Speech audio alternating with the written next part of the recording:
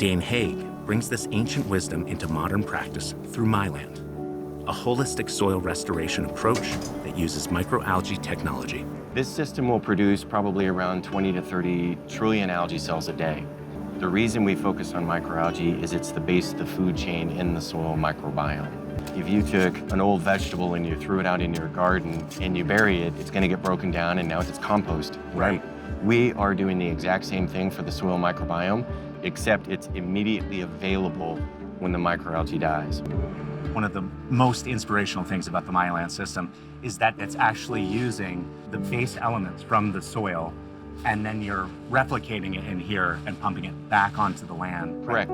You're recreating these soils in just a matter of months, really, right? Taking it from dead lands to completely active soils. And what we've learned is that if we can just increase microbial activity, increase life in our soil, your yields get better, your quality gets better, you're going to use less to produce. Local farmers like Stephen and Nick Martori know that healthy soil is the foundation of their success. We'll get 700 cartons per acre.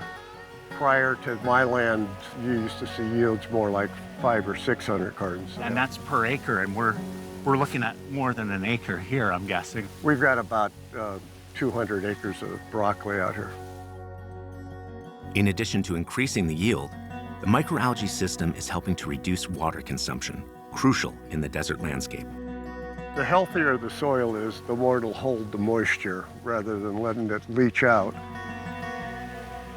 In Arizona, agriculture uses 70 to 75% of our water.